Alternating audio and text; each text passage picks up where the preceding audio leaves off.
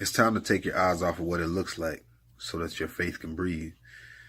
So let me tell you the story. So this is when Joseph was sold by his brothers. Now, keep in mind that he was the favorite, so his dad made him a coat that was like no other. I mean, just one of them coats that's flashy. But the story goes in Genesis 37, verse 18. If you read it all the way down, you know the story. But let's just look at what it looks like. Verse 31, it says, then the brothers killed a young goat and dipped Joseph's robe in the blood.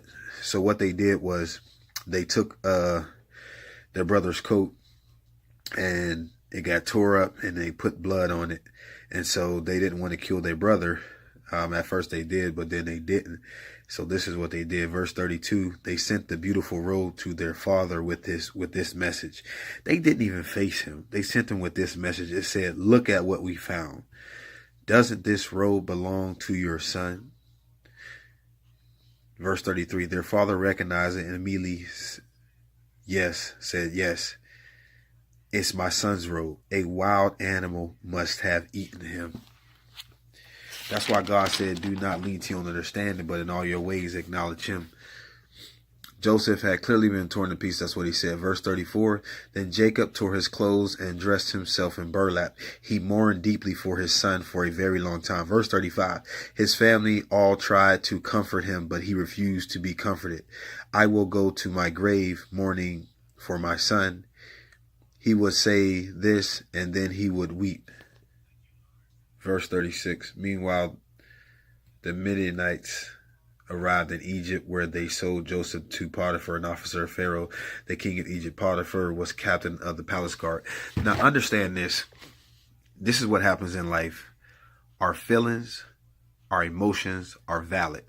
That's exactly what Joseph was doing. We got to be careful where we put our faith. See, he put his faith in facts. Fact number one, that was his son's coat.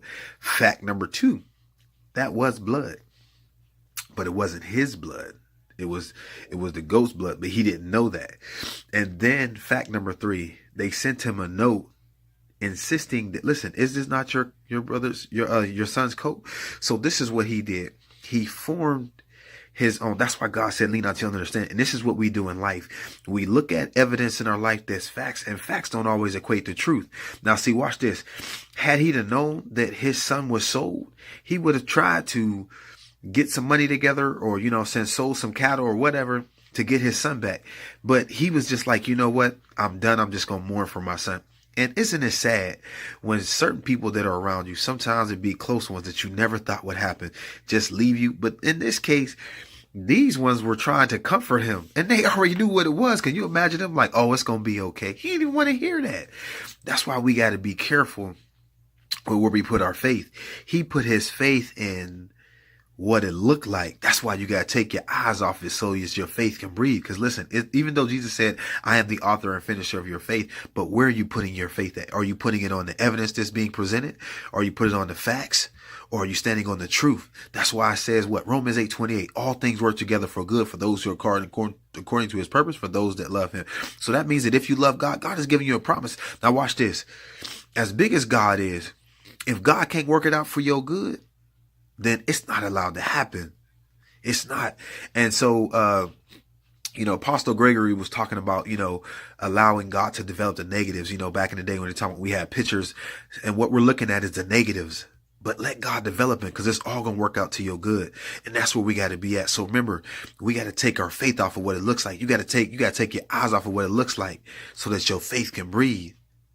Because right now, some of us are drowning and we don't even know it. And we're drowning because we're looking at the facts. Stop looking at the facts and stand on the truth. Even if it's the enemy, God said what? Genesis 15:20. What the enemy meant for evil, God will turn for good. It's all going to work out to your good. It don't matter what it is. Everything that happened that you don't like, it's all going to work out to your good. But I need you to put your faith on his promises. And if that means you got to read his word, you got to look at it, you got to get it down in your heart, and you got to practice, and you got to exercise so that when situations come, you know what? I'm not even going to look at it.